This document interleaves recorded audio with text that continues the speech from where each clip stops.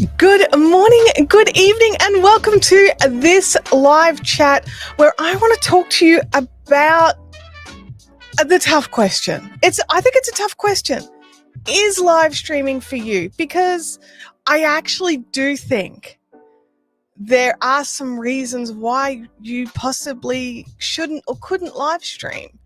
And I know that coming from this channel of how to live stream and how to do all these things and all about live streaming, and live streaming is number one and live streaming is number one. It seems bizarre that I would be broaching this topic, but I think it's really important to understand that sometimes something may not actually be for you. So let's have a look here in the chat. We had a couple of people jump in early. Good morning, good evening and afternoon to Livestream Consultants. Great to see you. Jerry Papandrea is here. He missed Doug's 10K celebration stream, so there's no chance he'll miss this. Oh my gosh. If you don't know what we're talking about, Doug Hewson hit 10K subs over on his channel, Doug Hewson YT. You need to go and check it out. If you don't already know what the channel is or what it's about, you have to go and check it out. If you like learning things about YouTube, which, you know, if you're here, you probably do, you definitely check it. And that stream was so much fun. There were special guests. I got to be a special guest, which was pretty exciting for me as well. And we just had a lot of fun. And there was a lot of love and outpouring. It was a really, really... It was such a positive stream. There was just so much outpouring of love and appreciation. And it just washed over you in the chat. The chat was just such this positive place, which I absolutely love. I love that sort of thing. Livestream Consultant says, I agree, should be awesome. Amazing yacht destinations. It's 1 a.m., dude. I totally would understand if you couldn't make it to the streams while you're in South Africa, man. I would totally understand. Florida Manufactured Home Living had another window open, and you scared the heck out of me with your intro question. Yeah. Leanne is here as well. Good morning, Chantelle, and all of the live chat. Good morning, Leanne. It's so good to see you. So let's broach this topic. Let's just slide in slowly. There is one major reason that could stop you from live streaming. And in my opinion, it's probably the only big reason. The rest of it's all a little subjective, but this is the only hard and fast reason. You have the dog's breakfast of internet speeds. Your upload speed is under 2 megabits per second. That's it. That's the big reason why live streaming may not be for you. Now, I know there's a lot of people out there that are like, oh, if you don't have 5 megabits, you can't. Yes, you can. You can. You may have to make some decisions, and you may need to drop it back to a 720p and jump into OBS where you can control your bit rate. I know that like StreamYard is awesome, but you've got no control over the bitrate speeds. So it's either 720, 1080 or none. There's no other options. I can't even change my frame rate here in StreamYard, which it does actually bug me a little bit. In Australia, I need 25s and 50s because of the hertz of our power here, but I don't have the option to change it in StreamYard. So I always get a little bit worried. Every now and again, I'll get a message from someone like, your hand was blurring when you were talking. You need to change your frame rates. I'm like, I can't. I just can't. It'll definitely be,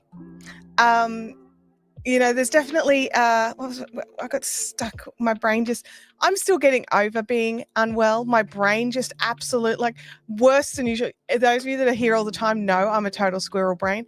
It is worse than usual, okay? Like legit worse than usual. So, Rose is in the house. Hello, Rose. It's great to see you. I'm scared maybe no one will join the live stream. I mean, that's a legitimate question, but you can work around that one. You can pre-prepare. Don't just expect your first live stream to be a Q&A, honestly. If you are expecting interaction from people, if you've got a newer channel with a lower sub level, and you want to do a live stream and you come in and you're like waiting for everyone to ask you questions and there's no one there, that could be so stressful. It's so stressful. But what you could do is actually have some things to talk about already, which is what I do here on this stream. I've got like a little list of things I want to touch on. I'm a bullet points person. You might need to write it out a bit more if that's your jam. But have something to talk about so that even once the stream is over, if there was no one there, maybe someone could get some value on a replay. Those of you that are here know I'm not all about the make it for the replay camp. I'm not there. I'm not for that. I am here, and I'll clarify that. I don't only make my live streams for the replay. I hope they're enjoyable in the replay.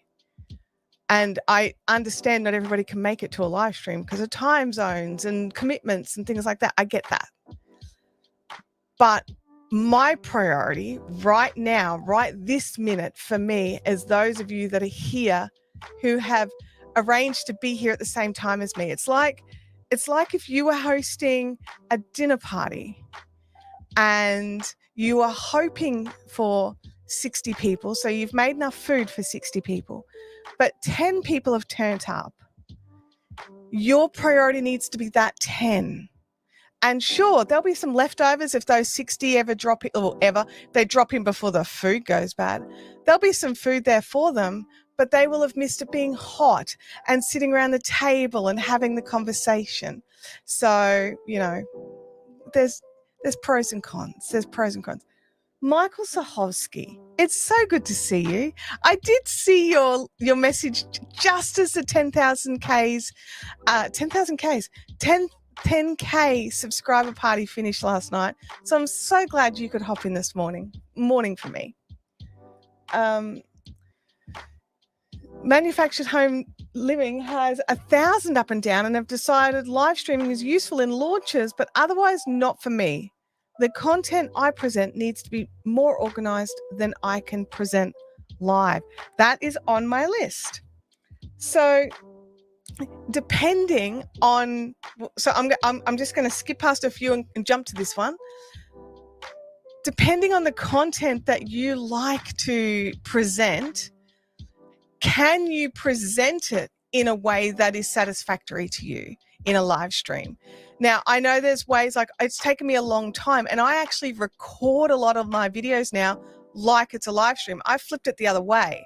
So I actually use Ecamm a lot of the time, or Camtasia, depending on what I'm doing, to record my videos that I upload. And I treat it like it's a live stream. And I have everything all set up beforehand, all the screen shares, all the graphics, everything. And I've got my Stream Deck here, and I will have pre-programmed it and set it up and gotten it all ready so that I can just run through and be like, okay, I want to show you how to edit this thing, and boom, go in and do the thing and have the screen share up. And so I pre-record my videos like they're a live stream. So I've gone the opposite way. So for you, Manufactured Home Living, you like to have the pre-record so that you can make it super polished and put everything in a presentable in the order and the organization that you want. But you can actually do that from a live stream perspective. It's not just press go and be live, which you can totally do. But if you're very organized, if you have everything set up ready, I sit down and think about, okay, and this is whether I'm moderating or whatever, I sit down and think about, what will I need for this stream? Will I need a new overlay? Will I need something else? Will I need to run it through a different software rather than through StreamYard? Do I want to have access to more things? So like I've got my buy me a coffee I can drop up here in the corner. I've got my be right back screen so that if something happens here, I can jump into a be right back screen. You need to sort of, if you're concerned that your content needs to be more organized, sometimes you being pre-organized for the live stream can actually help it flow better. But otherwise, sometimes it just needs to be a pre-recorded video, and I get that as well. Let's have another look in the chat here. Lots of chatting going on. Oops, I've lost my comments. Come back. Doug Hewson is here. Good morning, Doug. It's great to see you. I hope that you got some sleep last night. I had a terrible night's sleep. I was just like buzzing after that live stream. Jerry says, worst case, nobody joins. Best case, you talk to no one and get a piece of content recorded. Exactly right. Exactly right. Good morning from Doug. Everyone's here. Doug Houston 10K is in the house. Hence why I had to be here. Okay, I get it. Let me have a look here. I'm just lots of messages for Doug, which I love. It's awesome. I like a replay myself. I did watch Doug's celebration live just this morning. That's awesome. I asked myself, what would it look like if it was easy, and that was not doing it live? Fair enough. We have a mutual friend, Russell and I. We both are friends with Justin Brown. And that's one of the things that Justin says to us a lot of the time is, what would it look like if it was easy? And for me, with how my brain works and what I personally prefer to do, it's turning everything into like how I would do it if I was live streaming. But for Russell, it's how he would do it if it was a pre-record. So you need to think about what works for you. Amazing Yotson. Oh no, I left my bag of mics in Thailand. Oh, can you pick one up while you're in South Africa? I don't know. So looking to get the Boya. The Boya is great. It's a solid little lav mic. It really is. And you do it well. I definitely try. Okay. My biggest issue with live streaming is I get distracted by the chat. Is that a bad thing? Maybe not. Maybe it is. For those of you watching the live stream, sometimes it could be. Okay, so the other thing you need to have a little confidence in is your ability to multitask. Because when you're live streaming, you are holding a couple of plates in the air even before you start talking. There's a little bit of technology involved in the background. So making sure that you can multitask a little bit. And as I just said, I get distracted by the chat. And so would that be an issue for you? Would you be distracted by the chat in a negative or positive way? And if you are that kind of person that cannot multitask, you cannot keep an eye on the technology, keep an eye on the chat, deliver your content. On my craft channel, I'm also usually crafting at the same time as doing all of these things. Admittedly, after a live stream over there, after 2 hours of doing that, I need a little sit down, let me tell you. It's quite draining for me. So it is, but I love it and I won't stop. Like, let's just get that out of the way. I love it and I'm not stopping. So being able to multitask or to be able to put things in little pigeonhole boxes and leave them there while you're doing things and not focus on it. Now, I know there's some discussion around whether or not you should interact with your chat during your live, or whether you should just leave the interaction for the beginning and the end. For me, that again is that whole focusing only on the replay viewers and actually ignoring the people that have made the time and effort to be there when you're there. So that's not something I personally do. But it's not to say you can't do it the other way around. If you are very heavily distracted by the chat and it takes away from your content, you may need to be that person who has certain times during a live stream where you interact with your chat. So that's always an option as well. And just be really clear and upfront with your community. People are amazing and they understand that some of us brains work a little bit differently. And I know for myself that if I came in and went, okay, guys, I am having a very bad brain day and it's going to be shiny thing squirrel time, I think everyone would understand. But just being clear and communicate the issues or, the distractions that you're going to possibly be having. And if they don't happen, they don't happen. But being clear and communicating with your audience is why we live stream. So if that's something that you can't do, then maybe live streaming's not for you. Now, some people talk about not every niche can live stream. I don't actually agree with that. I think it comes down to a personality rather than a niche. For live streams, I think definitely some live streams work better than others, and understanding what is a success point for you can make that decision as well. For me, there is somebody here who I am helping. If there is one person who watches the live stream or the replay, then that is success for me. But I look at success in those little numbers. I look at success in being able to help you, just that one person. I don't need to be helping thousands of people. That would be nice. I'm not going to lie. That would be nice. But that's not the level of success I'm looking at. I'm looking at a different level of success. My level of success is helping a single person overcome whatever barrier is in the way of them live streaming. The only one I can't help with is internet speeds. That's it. That's the only one I can't help with. Anything else I can help with. Let's jump back into the chat. It'll be my third, Boya. Multitasks is okay, but worried about my slow cadence, trying to speak faster. Look, slow cadence is not necessarily a bad thing, especially if your other content is at that slow cadence. I know you're probably looking at someone like Nick Nimmin, who speaks at like lightning speed. He speaks so fast, but you don't need to compare yourself to that. So if your other content, you are speaking at a slower speed, your audience is already there for that. You don't need to speed it up. You don't need to change your personality and add that additional stress to yourself on top of the load of being live. Hang on, I've got an itchy nose. Excuse me. Sorry. On top of being live, you don't need to add all that on, because live streaming is about authenticity. It's about showing up. It's about being there for your community and your audience. If you have to change how you speak, it'd be like if I had to change my accent because people wouldn't take advice from an Australian. I'd just be like, well, I'm not your person. You need to go and find a different person. There's lots of great people out there. Someone else will have the voice or the way that they speak that resonates better with you.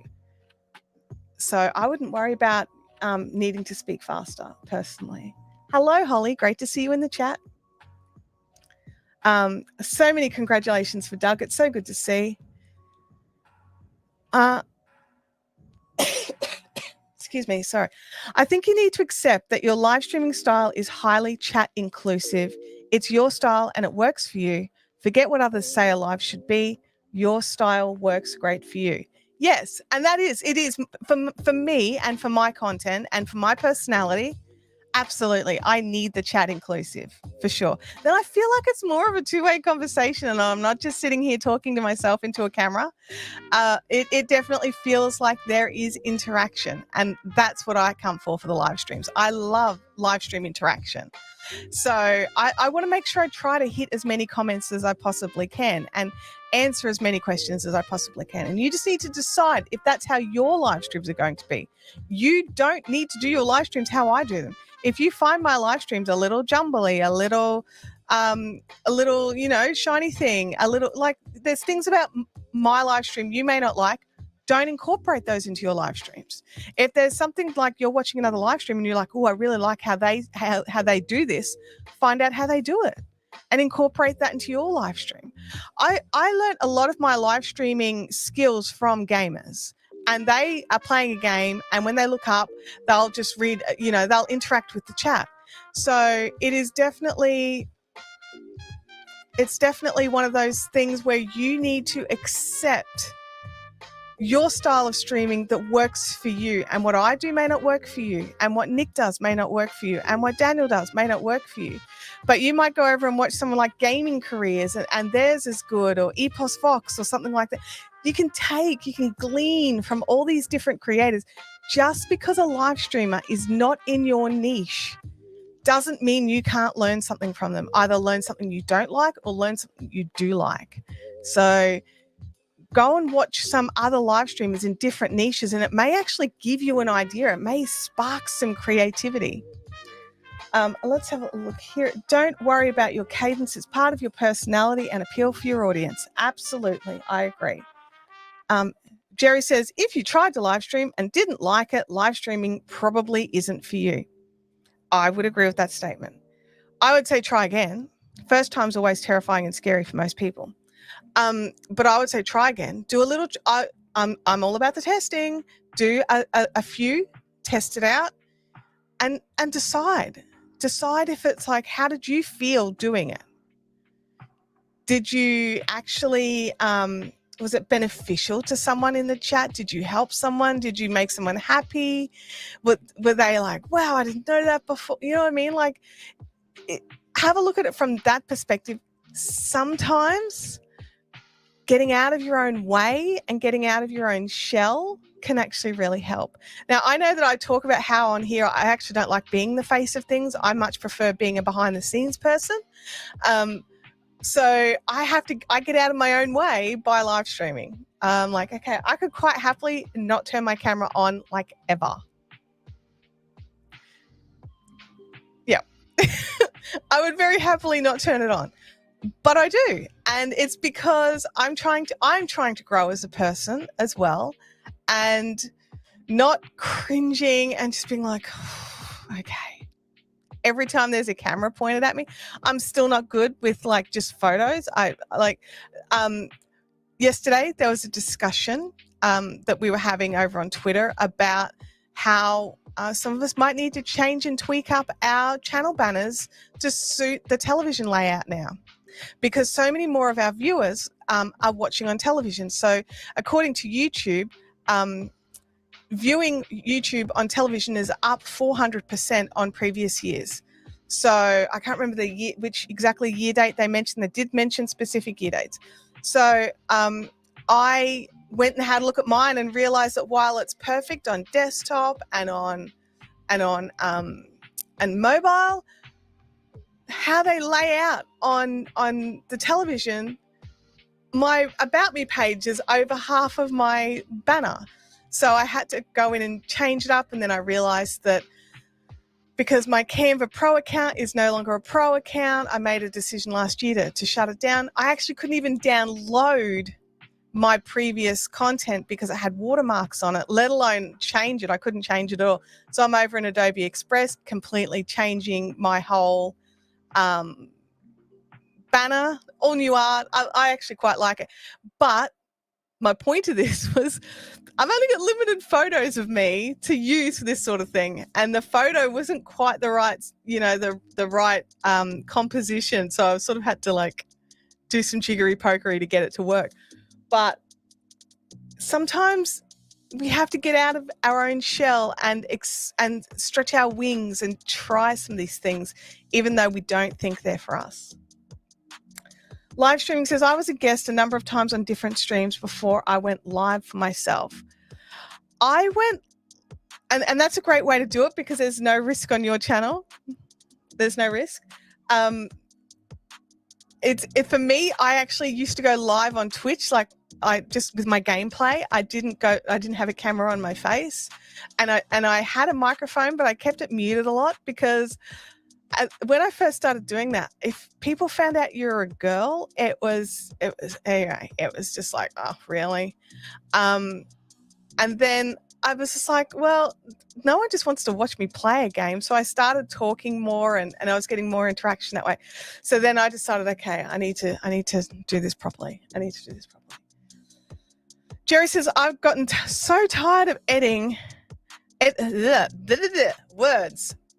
I've got so tired of editing that I've been plotting and planning on pivoting to live streaming for all my long-form content and filming. Jerry, this is one of the reasons why I plan my recorded videos like a live stream. So for a start, you get more of my relaxed way of speaking, okay? I'm definitely a relaxed way of speaking person. Rather than, I found that when I was like scripting and everything, I looked so stilted. It'd be like a newsreader reading words they had never read before. And so I found that it actually speeds up my editing process. Now, I will do a couple of takes still because I know it's a video, but it's actually a lot easier just to go with the flow. I'd be like what I'm doing here. My brain gets into this place of like, it's a live stream, and once I've said it, I can't take it back. It's out there. So yeah. I went live 4 times in my recent launch. I think Zoom will work better. If you want interaction, like face-to-face interaction back, then something like Zoom or Discord, where you can have video calls with large groups of people, that would work. Yeah, for sure. Just remember that getting a channel page on TV isn't very straightforward, so I wouldn't stress about it too much yet. Mine's done. I did it.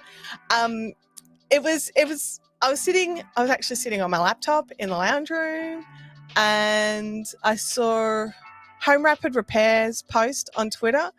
And so I went and checked mine out, and I was just like, oh man, because I didn't know how bad it looked on TV.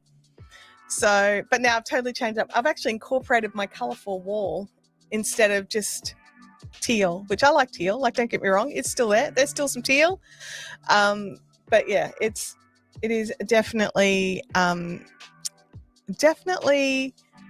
different than what it was. And I actually really like it, except for the photo of me. But other than that, I really like it. I'm like, do I even need a photo of me? Probably not. I could take it out, and then it would solve all these problems. Amazing Yacht Destination says, we're so grateful for your streaming. You're an awesome inspiration and always so positive. Thank you. I try to be positive. My brain is not positive. So I try to say the opposite of what's coming through my brain.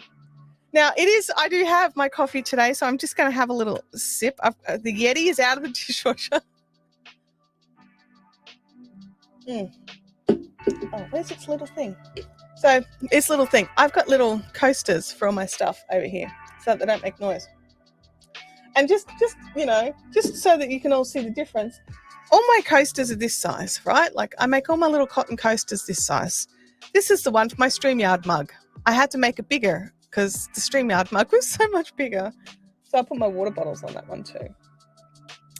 Anyway, that's an aside. So really, just to go back to the point of this live stream, internet speeds is a big one. If you don't have an internet speed that you can do the kind of content that you want to do, that could be an issue. Like, not all of us have Russell's 1,000 up, 1,000 down. In Australia, you are considered super high speed internet on the plan that I have, which is 100 down and 40 up. Now, if I ever see 40 up, I am shocked. I normally hover more around the 25 to 30. When I do my speed test, I do a speed test before every single stream. I do a reboot and a speed test before every single stream. So, but when I first started streaming, I was on what was called ADSL2 Plus in Australia. So I had the Plus. And that meant I got 5 down and 2 up. And that's what you could get. There was not a lot of options for any faster without paying for running your own cable to the poles and things like that. And right now in Australia, we do have NBN fiber optic, not available in my area. They're not rolling it out here anytime soon. So I've actually got the fastest I can get in my location. So sometimes you just have no choice. I have a friend of mine, she runs a channel with around 400,000 subscribers. Her internet speed is so slow that we had to ditch our plan of a podcast because we couldn't even StreamYard together because her upload speed was under 1 megabit per second. It had dropped over time. It used to be better and she was able to do some basic live streaming, but something happened and the quality dropped and it means we can no longer do it. So sometimes just straight up internet speeds is going to be your hurdle. Now, if you really, really, really want to live stream and internet speed is an issue, you can have a look at hotspotting from your phone. Check the internet speeds from that if you've got enough data for that. I know for myself, for a 2-hour live stream using my phone I believe I was streaming at 1080p, it was around 2 gigabytes of upload that I needed data-wise, depending on what I was doing. So it was somewhere between 2 and 4. So it will obviously depend on the kind of stream that you're running. But if you've got extra data on your phone plan, maybe that's an option if your phone's got better data. I would tether my phone to my computer to make it less points of jaggedness, because not jagged, jankiness. Always a good day when the Yetis are not in the dishwasher, Jail. Yeah. I specifically did not use my Yeti over the weekend just so I could make sure I had it for today. But yeah, so your internet speeds will always be an issue. For ease of use, I would say, especially if you want to use something like StreamYard, you want to have between 5 and 8 megabits per second upload. That gives you a solid stream. I'm using the 1080p, so between the 5 and 8 for the 1080p. I know that on Ecamm for a 1080p stream, 8 megabits per second is what you need. So, it depends on what you're using. You can get away with a lower internet speed if you've got something like OBS, where you can go in and change bitrate settings and change your frame rates and change a whole pile of stuff to just really grade it down a little. I know we had this discussion last week about the different qualities of stream, how I don't want to stream if it's not 1080p kind of camp. And there's some people that are like that for sure. And there's people who are unhappy streaming at 1080p and they want 4K streaming. And I get that. But we worked out, was it here or on the Fiberific stream? I thought it was here. That not even everybody here was actually watching at 1080. There was 720s and 480s, and there was lots of different levels. So just you need to not put what your expectation as a viewer is onto your viewers. They may have a different expectation. It's like those people who don't make t-shirts available for their community because they think the t-shirts are too expensive. Someone in your community may be more than willing to pay for that t-shirt. So yeah. Does anybody have any questions around if live streaming is for you or not? I'm just curious. It's very quiet in the chat and I'm just double checking.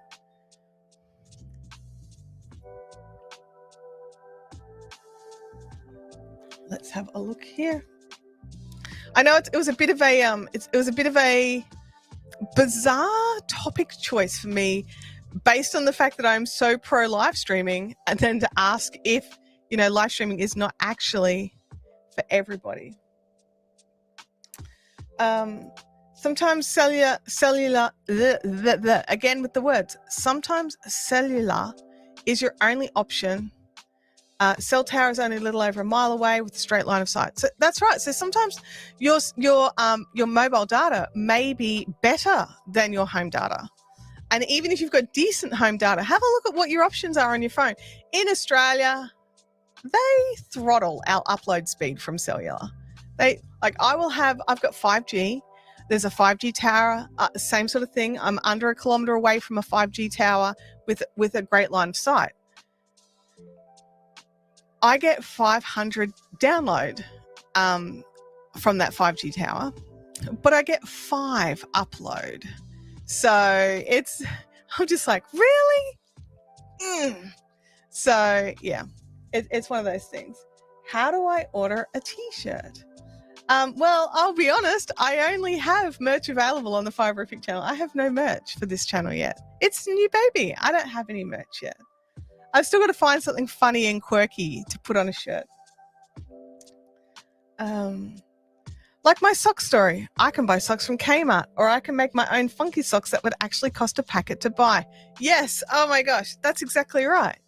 So if you don't know, knitting a pair of socks takes about $30 worth of yarn, plus an absolute boatload of hours to knit all those teeny tiny stitches. And people want to buy your handmade socks, but they want to make it Walmart prices, and it's just not how it is. So a prime example of making assumptions for your community. This is a real life story. I didn't want to make a membership for Fiberific. I felt that I was going to be unable to offer anything meaningful or worthwhile for people to pay additional money for with the time that I had. And so I didn't want to put something out there that I couldn't maintain, I couldn't keep up with, that felt like it was value for money for my community. And then a good friend of mine just basically wrapped me across the knuckles and just said, hey, why are you not allowing your community to support you? Why are you making the decision for them? Why not let them make the decision for you? They get to decide. So what I ended up doing is I ran a test and I created 3 tiers of pricing. All the tiers offer the exact same thing, which is nothing, right? It's nothing. They get all of the perks that YouTube offers. So they get the handle is green. They get like extra little stickers. I made little icons for them as they level up over time. They get priority commenting and responding in live chats because I try very hard to do that. But other than that, there is no real additional content for them. And if I do a pre-recorded, they get early access. That's the other thing. But I just, I was so nervous about doing it. And then I had a really good uptake. And I was shocked. And I was expecting everyone just to be in like that $1, $2 tier, the low tier. No. It was across the board. And I actually found that the majority of people were willing to put their money on the higher tier, which I think is $5.99 or $4.99. It's the higher tier. And even some people still didn't cancel that because I had Patreon and I was bringing the Patreon over to YouTube. I still have people over on Patreon who are adding in additional money there, even though they're members on YouTube. And I send them messages every now and again like, hey, you still got your Patreon? And they're like, yeah, YouTube doesn't give us the option to pay more than what you think we should pay. And that conversation with the person who was actually had their wallet out, I was just like, what? But you get nothing extra. And that was the thing in my brain is what I was considering the value. That's not what they thought was the value. So understanding that what you think you're doing versus what your audience like can be 2 different things. They can be 2 different things. Just as a clarification, I don't make socks for people. I don't sell them. I barely make socks myself. Socks are a massive undertaking. Emma likes making a lot of socks, but again, she only makes for family as well because handmade socks are a lot of work. I think it's an important question. Need to learn the only reason that is valid to not do it, and then just need to do it. Yeah. And I do just want to say this. If you're afraid and if you're scared and if you're nervous, that's still valid. That's still valid, but these are things you can actually work through. You can work through being afraid of putting your face on the internet. You can work through being afraid of what people will say in the chat or won't say in the chat. You can work through all of that. You can't work through no internet. So, understanding our limits and then understanding our hard limits and then understanding our self-limiting beliefs can make a huge difference to what we do and to what we impact for other people. We need to get Chantelle to be able to have memberships on this channel. We're still a ways off. And I think I would probably try and set something up. If I got to fan funding levels, I would certainly try to set something up. If for no other reason than to record a tutorial on how to set up memberships. But going back and unmembershipping my other channel to do the tutorial, it's not worth the stuffing around. So to have access to memberships, you need to be in the YouTube Partner Program fan funding tier, which is 500 subscribers and 3,000 watch hours in 365 days. Now, we are ever creeping closer to that 500, but the watch hours are still a little on the lower side. So I need to make some more videos. the live streams are great, and I love that you guys are here for this. But I do need to make other videos as well that people because it's the other thing. Your whole audience may not like live streams. That could be a reason why you don't live stream. Your audience don't like live streams. I've done polls with people over on my Fiberific channel. There's over 6,000 subscribers over there. We get on average around 200 to 300 views over a week. So that includes the replay views of my live streams over there. And I've done polls. Not everybody likes a live stream, and even less people like a replay. So you can always ask your audience, hey, I was thinking about doing a live stream. Would that be something you're interested in? So whilst not live streaming, going to my first big in-person event last year was scary. I asked advice from people who had been before and then got help, it worked for me.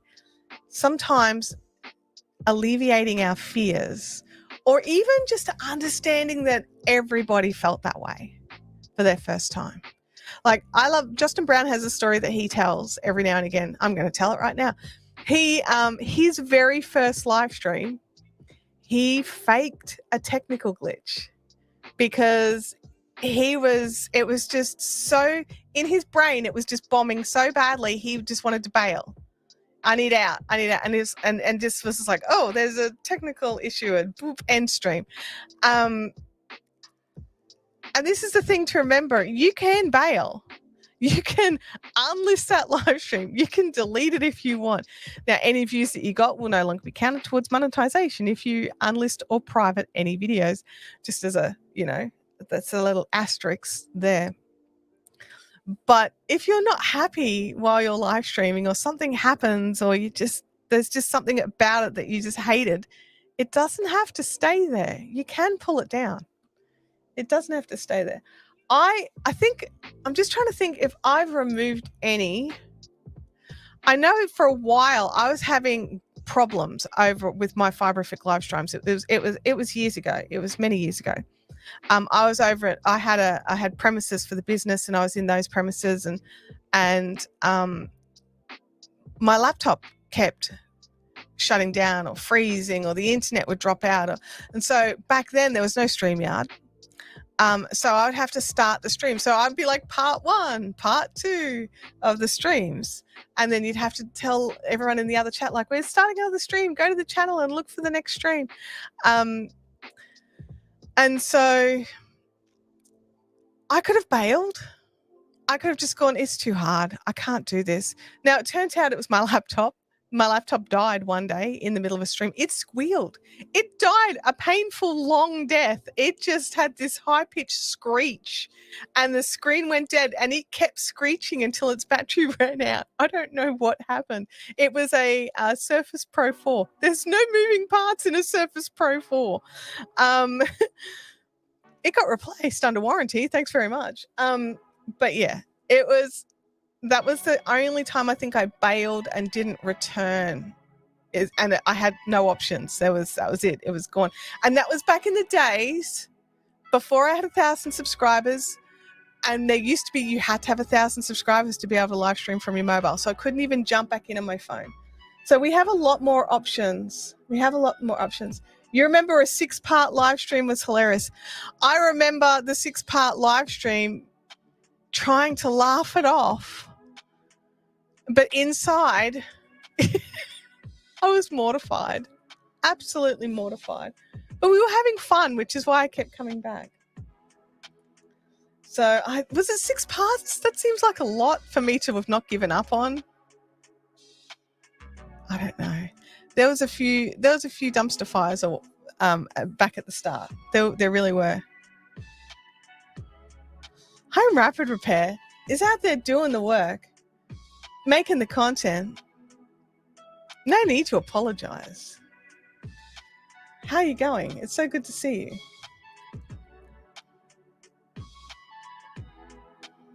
you. So, okay, 6 was the biggest, 3 was the average. Yeah, I remember a lot of 2s and 3s.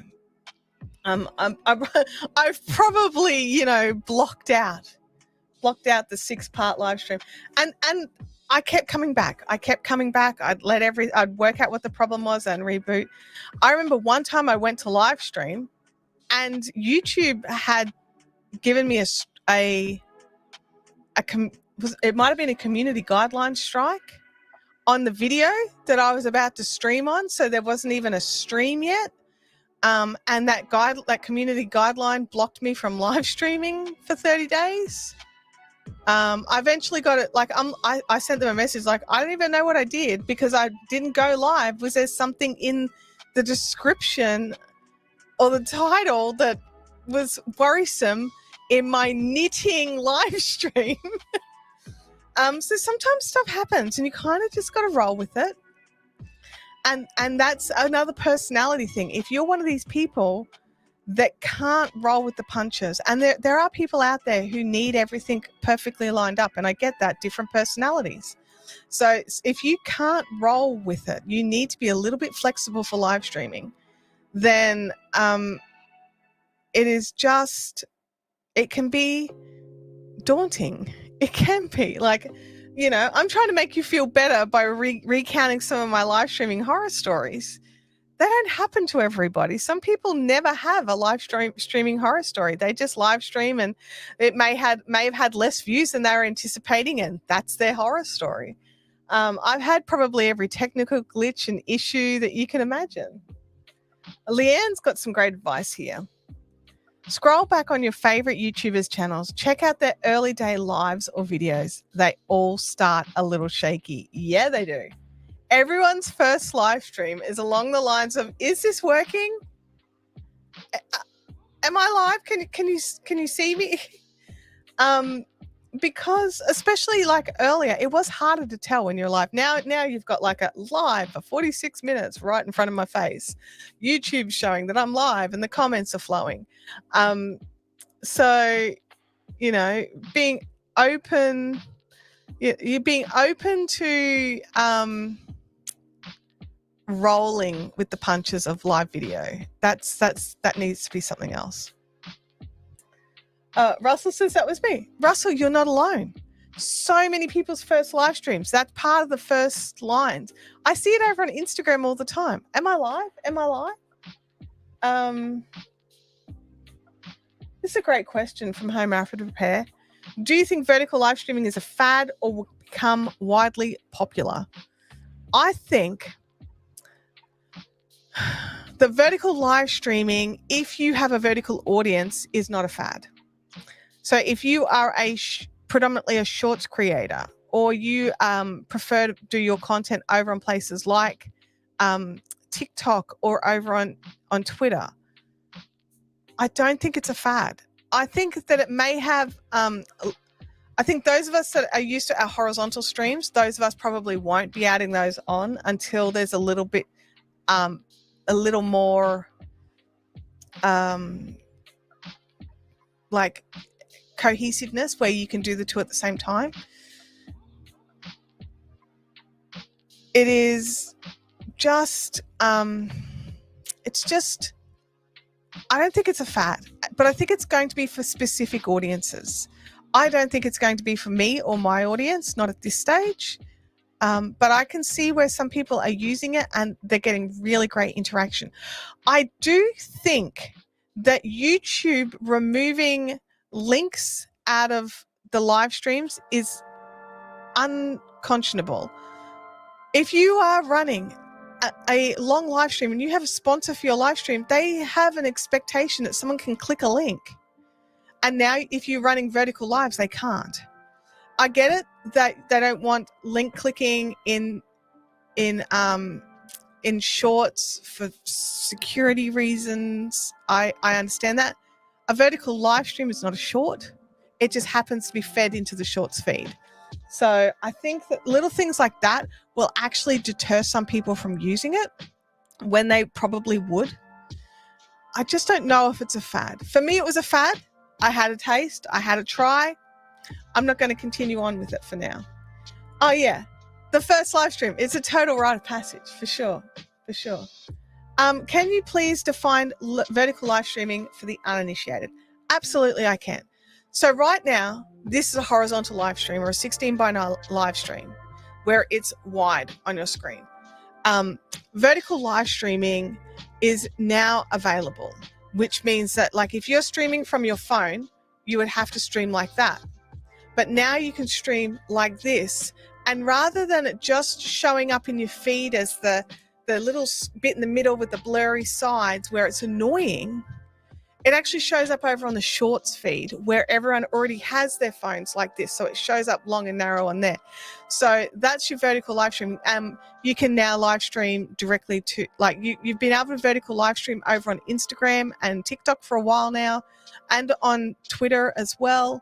But YouTube's now allowing vertical live streaming. I hope that answered your question.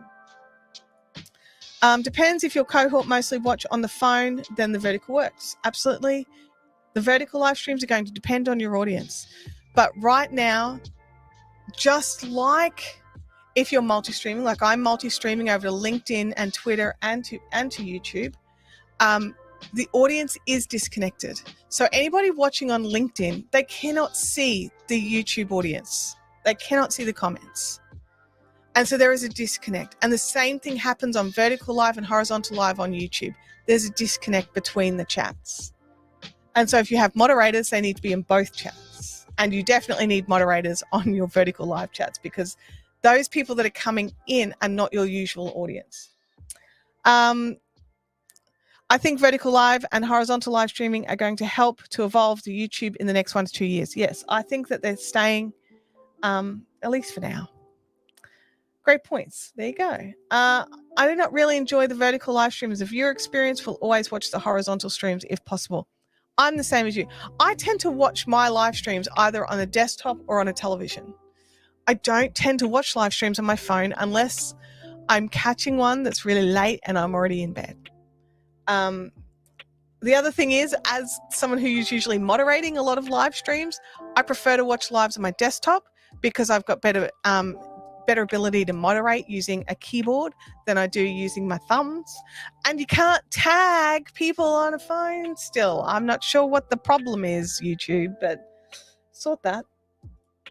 I did a vertical live while I was on vacation and didn't get any traffic from Shorts feed while live or replay or browse and search. So with the vertical live streams, and I'm sorry you got no traffic, by the way, but with the vertical live streams, they are only served in the Shorts shelf while you're actually live. Once you are no longer live, that is, the replay is not available in the Shorts feed. The replay is only available through browse and search and on your homepage.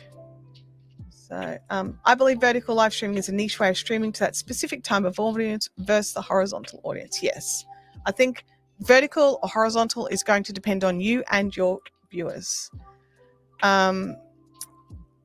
YouTube is working hard to strengthen both the audiences. Yeah, it's really new. Okay, so it's super new, and I think we need to give YouTube the opportunity and the chance to make it better.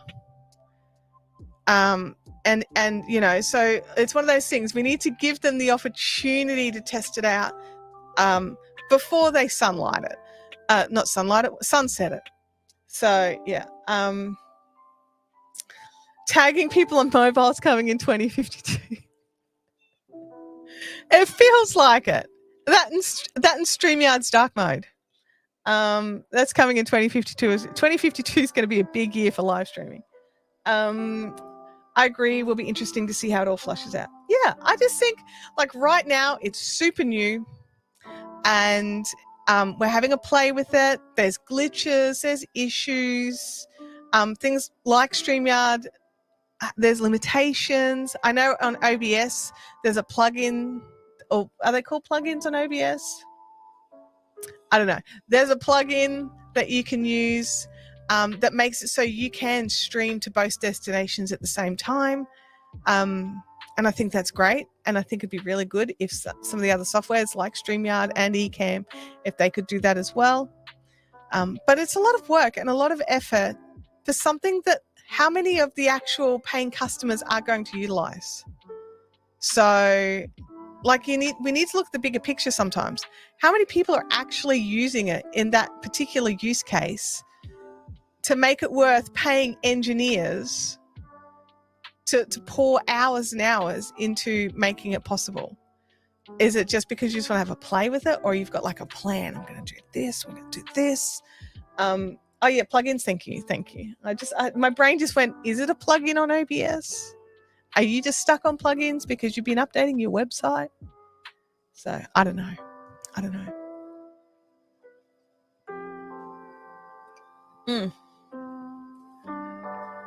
So my answer to this question is streaming for everybody? I mean, it's not. Live streaming's not for everybody. And while that makes me sad, because I think it's fun. Just because something I love may not be for you doesn't mean we can't still be friends, right? You can still enjoy content on this channel if you're not a live streamer. There's some stuff here that's just fun. And while I do talk a lot about live streaming, I also talk about community building.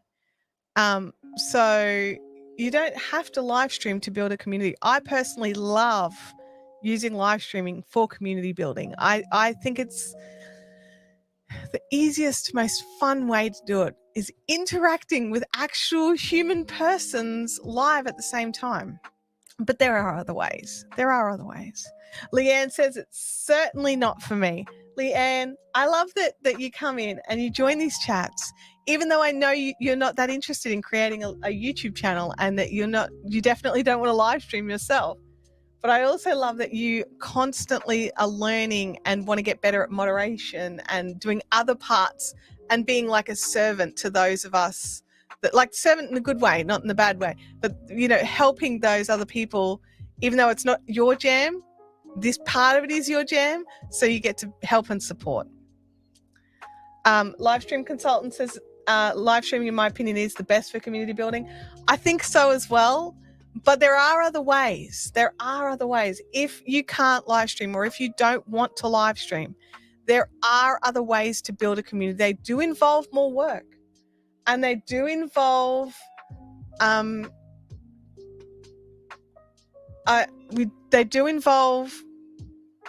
interaction. The thing about building a community is, if you want people to show up, you have to show up. For me, showing up on a live stream is easy because I enjoy live streaming. Now, if you want to build a community without live video, without live streaming, you need to show up more in somewhere like a Discord or a Facebook group or a Circle or a Mighty Networks, or wherever it is that you want to build your community. You have to show up. You can't just expect people to come in and do everything for themselves. That's not building a community. That is basically the equivalent of opening the gates to a paddock and just letting people walk around and talk to each other. That is not building a community. And I know there are times, and I'm like sitting here like, self-reflection. I know there's times where I'm not as active in my online community. So over in my Discord or in my Facebook group, I'm not as active over there. Like when I'm unwell and I have to decide where my energy is going to go. Over on the Fiberific channel, we had this massive discussion about spoons of energy. I had no idea there was a thing called spoons of energy. And it just really just sung home to me because of how I've been feeling since I've had COVID. And I had to make these decisions on where best to spend the little amounts of energy, and to understand that sometimes you use one of your very few spoons to actually just get out of bed and get dressed. So deciding where to spend your energy for your community is a tough one. It's a really tough one. For me, I would use less spoons in a live stream than I would maintaining a Facebook group for a week. And you're like, well, that's one live stream versus a week worth of interaction. I see as a week's worth of interaction is about the equivalent of what's the word? Like, one live stream is worth this much. A week in a Facebook group's worth like this much. So yeah. There's no science, there's no testing, that's my opinion. That is my opinion based on years of experience. And I think hand in hand they work fantastically. But if you're doing one or the other, it takes a little bit of work. I know you're a good person, and even if we disagreed on something, but not if you'd like to. Yeah, there's certain limits, right? Like, be like, I cannot believe you don't. I've got a friend who doesn't drink hot beverages. They don't drink tea. They don't drink coffee. Nothing. And it's the middle of winter, and you're like, do you want a glass of water? And they're like, yeah, that'd be great. And you're just like, okay.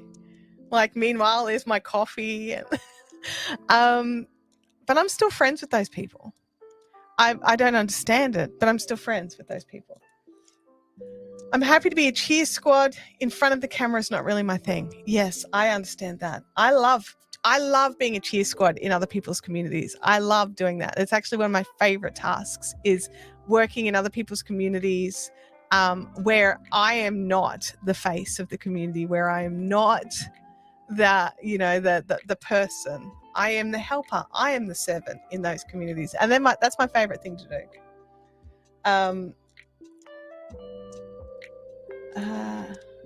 I love the idea of spoon energy. Thank you for informing us about this. Yeah, I didn't know anything about it. There's actually I got sent some links. There's whole discussions on spoon energy. It sounds odd, but definitely go and check it out. I don't want to live stream, but I think it's great. I think it's great to know what goes into live streaming because it makes you a better participant. I agree with that. Like, there's a discussion that happens over in the yarn crafting world, and I'm sure it happens in other parts of the world as well, where people are complaining about the videos that you create. Or if you've done, if the video is sponsored by somebody, or the video is, and not just, that's less in the yarn crafting community and more in the wider community. If it's a sponsored video or something like that, and people are just like, YouTube is free, just make another video, do this. And you're like, do you have any idea of what goes into making a video for YouTube? It's not that easy to make a good video. It's very easy to make a crappy video. It's not that easy to make a good video. I wish I could use a spoon. Mine like shovelfuls. Yeah, it doesn't specify the size of the spoon. It doesn't. Zoom for me in groups under 100. None or very few trolls. Downside is putting questions in order. No problem. Under 20 or so, even lives that ultimately reach hundreds might only have a couple of dozen on the live. Yeah. Like, okay, so the easiest way to put your questions in order is have them fill out a form. Use Google Documents. Create, like, if you've got a website, you can do you can create an extra page so that it just links back straight to the Google form. So you've got like a floridamanufacturedhomeliving.com/questions form. Or you can just give them the straight Google link, which might be shorter than Florida Manufactured Home Living, truth be told. Then those questions appear in order. And so you can just take them from the order that they appear in the form. That's what Justin does. That's what Nick does. So, also, chat comments quite limited in number of the words. Yes, on YouTube, you are limited to 200 characters. It can be very annoying when someone has a long username and you want to tag them. Their username uses up character limit. So I actually put this in as a feature request with YouTube, that if at least moderators, when they tag someone, I'd prefer it if no one's included it, but if they have to limit it somehow, make it so that the handle does not use up any of the characters. I've had some people in Nick's live streams where I've basically been able to add 3 words after their username because I tagged them. And their name is just so long. It's 3 lines long. But yeah, there is a 200 word limit, a 200 character limit, not 200 words. I've been saying to you for years that I've run out of spoons. I didn't realize you didn't know what that meant. I had no idea. I had a fair idea that it was just I'm out of energy, but I didn't understand it in its actual context. I kind of just understood it in the broader context. The editing of videos would do my head in. I will tell you the hardest part of editing for me is looking at my own face. Lots and lots and lots. I struggle with it to the point where now I can edit out a lot of my ums and ahs by looking at the audio frames. the audio waves, I should say. So I can actually edit them out faster that way. Oh, Louis is losing it. I'm just going to go and check what that is. Just bear with me for 1 second.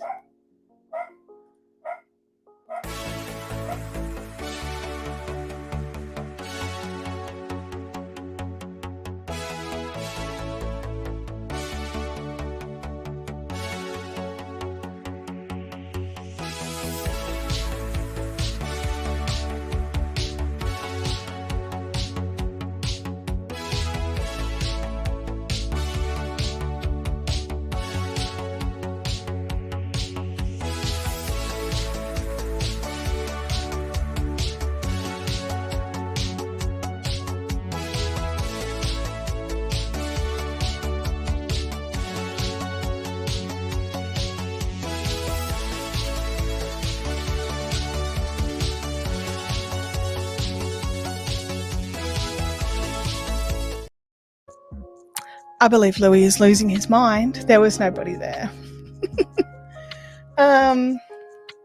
Have you tried to script for editing? No, I haven't.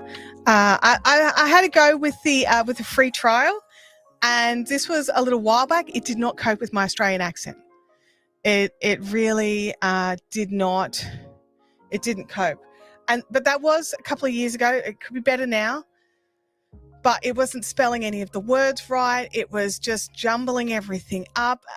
I'm sure it could remove the ums and ahs a lot easier, but I wasn't willing to pay for a secondary, for like a secondary software just for that one task. It had to be able to do its other things to make it worth it for me. So I don't, but I use Premiere Pro, and Premiere Pro you can edit with text now as well. So if you really want to do, like for me, I'm already paying for Premiere Pro. It can do it. I do that. Yeah, dog alarm break. Dog alarm break. Louis is funny. He's very funny. And he's gone out there and he's sitting on his window and he's looking around going, "Furf, furf," like I could have sworn I heard something. There was something here. There was. That, you know, I'll probably like have a proper look and like walk out and check the letterbox later on, and it will be something like, you know, someone put something in the letterbox and he could hear the letterbox open and close, and we have like a 20-meter long driveway, so it's a fair way. It's a fair way. Yeah. So the other thing is the roadworks that was supposed to be finished by the 19th of February is due to start this week. So good job, Logan Council. Well done. Let me just check on here. Okay. So we've been at this for over an hour. We're getting very good at getting through an hour very quickly. It feels very short to me here on this channel. I know last week we ended up going for much longer. But I think today we might call it. I'm very tired. Did not have the best night's sleep after Doug's amazing 10K stream, which was just so much fun, which I think I mentioned at the start of this stream. Doug's stream was just a total love fest.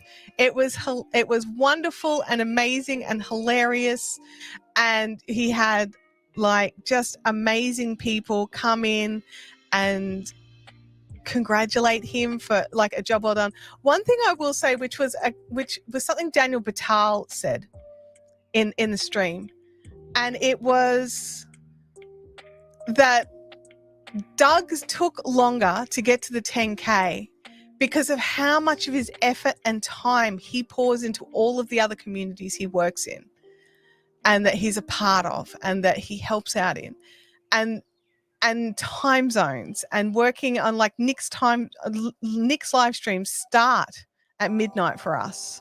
So, and I was just sort of sitting there just thinking like, yeah, you have to think about all of the things that you're doing, not just the things that you do on your channel, as to what you can expect from your channel. And every now and again, I'll get someone who'll comment who'll be like, oh, you should have more subs than you do. And I'm like, no, I have the exact number of subs that I deserve, or I would have more. I'm not doing the things I need to be doing on this channel because I am focusing energy in other places as well. So I understand that this is going to be a slow journey on this channel, and I'm okay with that. Let's have a look here at the last of the chat before we say goodbye. I need to finish watching Doug's replay. Yes, you do. It was a lot of fun. It was such a fun stream. It was such a fun stream. Thank you for another awesome stream. You are welcome. Amazing Your Destination. It's hard to take the praise, but it's very deserved for a very liked and appreciated man. Oh, absolutely. He is just, yeah, he does a fantastic job, and just without grumbling. Every now and again, I'll be like messaging him, like, because I've got the irrits for something, and he'll just be like so calm with it. You're just like, okay, I'm overreacting. So calm, so kind. Anyway, everybody, thank you so much for joining me and coming and hanging out during this live stream. I really appreciate all of you coming in week after week and listening to my opinion, which is essentially what all of this is. It's just my opinion, and what works for me may not work for you. But I can't wait to see you here next week, and I'll come up with another topic for us to cover over live streaming, and there's so much nuance on live streaming. So you have an awesome week. I hope that you do get to have a stream yourself this week. And I'd love to, if somebody's having a stream for the first time and they want to come in and talk about it and sort of like do a debrief where they're like, this worked and this didn't work, and what do you think? I'm always around for those chats as well. So have an awesome week, and I'll catch you all later. Bye now.